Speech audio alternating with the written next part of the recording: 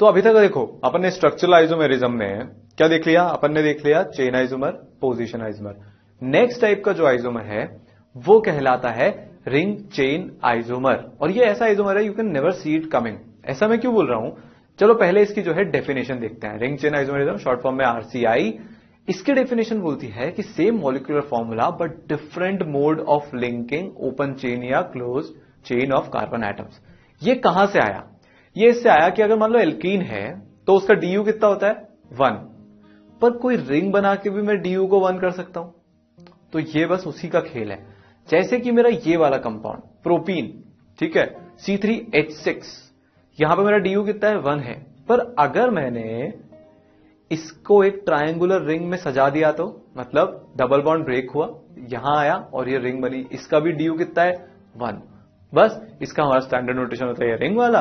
तो ये दोनों क्या हो गए C3H6 और C3H6 प्लस एक है ओपन चेन डबल बॉन्ड वाला, दूसरा है क्लोज चेन रिंग वाला।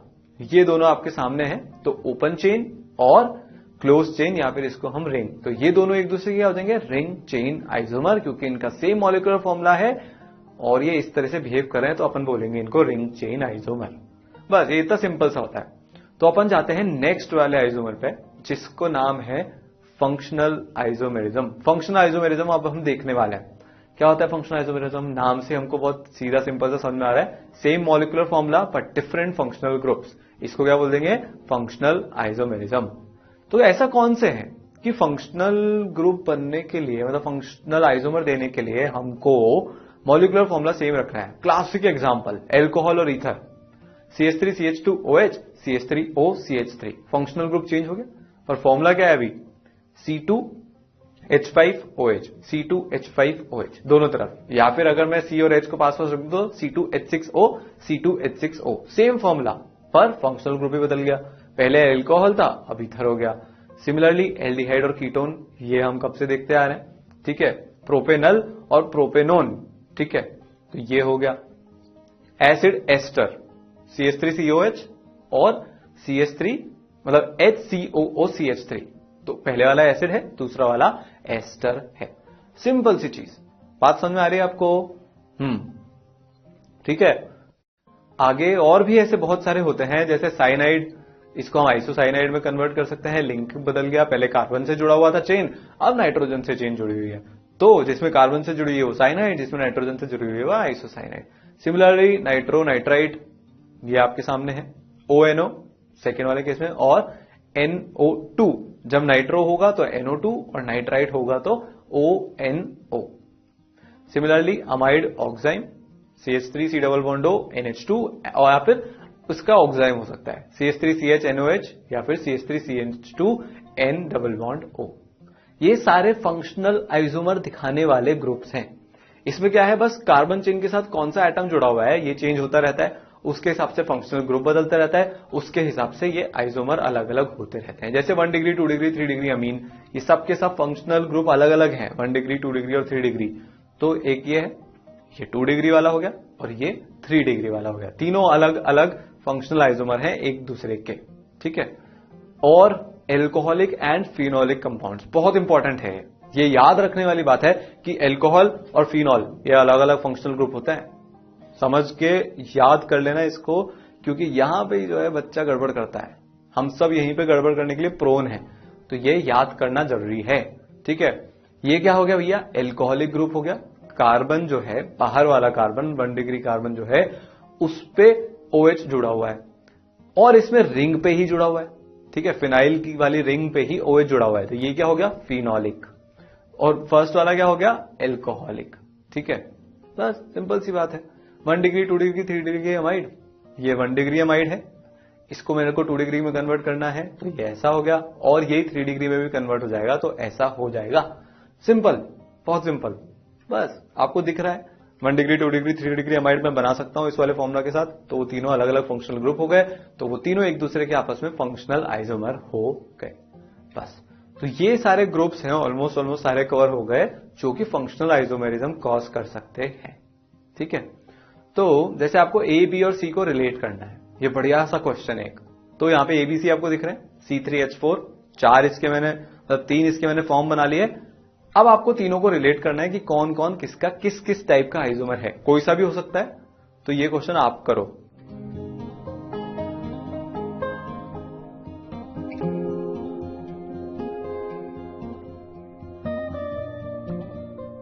तो भाई सबसे पहले ए और बी को देखते हैं। ए में ट्रिपल बॉन्ड है, बी में डबल बॉन्ड है। ट्रिपल बॉन्ड और डबल बॉन्ड अलग अलग फंक्शनल ग्रुप हो गए, तो ये दोनों एक दूसरे क्या हो जाएंगे, फंक्शनल आइसोमर हो जाएंगे। तो जो ए एंड बी हैं वो एक दूसरे के फंक्शनल आइसोमर हैं। अब देखो ए और सी, ठीक है, ए और सी में एक ओपन चेन है, दूसरा क्लोज चेन है। सिमिलरली बी और सी में एक ओपन चेन है, दूसरा क्लोज चेन है। तो ए और सी और बी और सी एक दूसरे के क्या हो गए, रिंग चेन आइसोमर। बस दिख रहा है, सब कुछ सामने है ना। तो ये एक और हमारा क्वेश्चन हो गया। अब अपन एक सेकंड लास्ट टाइप के स्ट्रक्चरल आइसोमर पे चलते हैं, जिसका नाम है मेटामेरिज्म। लास्ट तो हम टॉटोमेरिज्म पढ़ने वाले हैं, तो मेटामेरिज्म को देख लेते हैं। मेटामर क्या होता है भाई? मेटामर्स वो होते हैं same molecular formula, same polyvalent functional group but different alkyl group attach to polyvalent functional group on either side. Definition समझना है। इसमें डिफरेंट क्या है ये देख लेते हैं। मॉलिक्यूलर फॉर्मूला समय सेम है, इसमें डिफरेंट ये है कि जो अल्काइल ग्रुप अटैच्ड हैं हमारे पॉलीवेलेंट फंक्शनल ग्रुप के दोनों साइड, वो अलग अलग हैं। सर हाँ, तो ये कैसे हो सकता है? अरे हो सकता है, बहुत सिंपल है। देखो इस तरह से हो सकता है। मान लो मेरे पास ये सारे फंक्शनल ग्रुप हैं, अब ये दोनों तरफ अपने अल्काइल ग्रुप अटैच कर सकते हैं। जैसे O हो गया, ये जो O है ये कर सकता है, ठीक है। S है, C डबल बॉन्ड O है, COO है, CONH है और NH है। तो ये सब के सब दोनों तरफ कर सकता है। तो मानो इसमें मैं दोनों तरफ अलग अलग ग्रुप लगा सकता हूं। सिमिलरली और कौन कौन से होते हैं? ये तीनों भी होते हैं जो पॉलीवेलेंट है। ऐसे बहुत सारे फंक्शनल ग्रुप होते हैं जो पॉलीवेलेंट होते हैं, जिनके दोनों तरफ मैं अल्काइल ग्रुप अटैच कर सकता हूं। तो इसको आपको एग्जांपल से समझाता हूं। जैसे कि मेरे पास ये दोनों हो गए, मॉलिक्यूलर फॉर्मूला दोनों का सेम है, आप चेक कर सकते हो लिख के, ठीक है। दोनों का मॉलिक्यूलर फॉर्मूला अगर मैं बोलूं तो C4 है ना, H10O, दोनों का फॉर्मूला ये ही है। दोनों के दोनों ईथर भी हैं। अब देखो इसमें मेटामर कैसे बने हैं। सबसे पहले अपन जो है इस वाले पे फोकस करते हैं। ये वाला क्या बोल रहा है कि भाई इसमें फर्स्ट की साइड में जो है वो मिथाइल है और जो सेकंड की साइड में है वो प्रोपाइल है। तो ये क्या हो गया, एक अल्काइल ग्रुप को हमने इस तरह से अरेंज किया। अब जरा इस वाले को देखते हैं। भाई इसके तो 1 की साइड में और 2 की साइड में, दोनों की साइड में इथाइल है। मतलब एल्काइल ग्रुप अलग अलग हैं पॉलीवेलेंट फंक्शनल ग्रुप के अराउंड। इसका मतलब क्या हो गया, ये दोनों एक दूसरे के मेटामर हो गए। सिमिलरली मैं क्या कर सकता हूं, मैं ये अमीन के एग्जांपल ला सकता हूं। इस एग्जांपल में क्या हो रहा है, पहले का अगर मैं नाम लिखूं तो पहले का नाम है एन इथाइल इथेनामाइन और दूसरे का नाम है एन मिथाइल प्रोपेनामाइन। आपको नाम में ही दिख रहा है, फॉर्मूला सेम है, पर जो एन इथाइल इथेनामाइन है उसमें नाइट्रोजन के दोनों तरफ इथाइल ग्रुप है। पर ये जो एन मिथाइल प्रोपेनामाइन है इसमें नाइट्रोजन के दोनों तरफ अलग अलग ग्रुप है। मतलब एक तरफ मीथेन है और एक तरफ प्रोपेन वाला ग्रुप है। तो मिथाइल ग्रुप और प्रोपाइल ग्रुप, बस इतनी सी बात है। तो ये एक दूसरे के क्या हो गए, मेटामर। आगे चलते हैं। 2 हेक्सेनॉन है ना, C डबल बॉन्ड O, ये हमारा फंक्शनल ग्रुप है कीटोन वाला। एक तरफ सिर्फ 1 कार्बन की चेन, दूसरी तरफ 4 कार्बन की चेन। इसका हमको बनाना बहुत इजी है। C डबल बॉन्ड O वाले ग्रुप को 3rd कार्बन पे शिफ्ट कर दो, ठीक है। तो एक तरफ 2 कार्बन की चेन, दूसरी तरफ 3 कार्बन की चेन थी। तो ये भी एक दूसरे के मेटामर हो गए। एल्काइल ग्रुप दोनों के इसमें C डबल बॉन्ड O के अराउंड अलग अलग हैं। और एग्जांपल ले सकते हैं, जैसे ये क्वेश्चन है आपके सामने कि ये स्ट्रक्चर एक दूसरे के क्या हैं, इसका आप आंसर कर दो। बहुत सिंपल सा आंसर है, आपको भी पता है क्या है, फिर भी टाइम लेगा।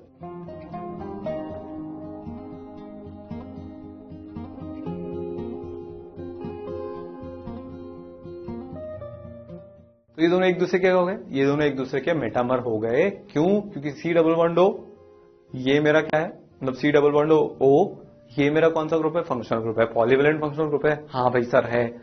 एक बार में क्या हो रहा है कि मिथाइल है और फिनाइल है।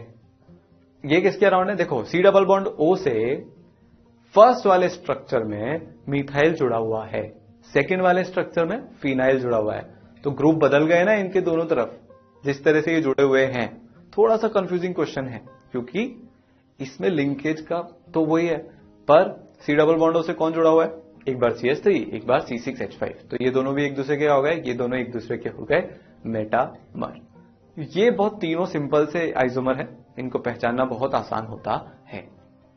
जैसे अब आपके सामने एक और क्वेश्चन आ रहा है, 3 degree amines of molecular formula C5H13N, इनके आपको मेटामर बनाने हैं, सिर्फ मेटामर बनाने हैं 3 डिग्री अमीन के, तो वो आप बनाओ।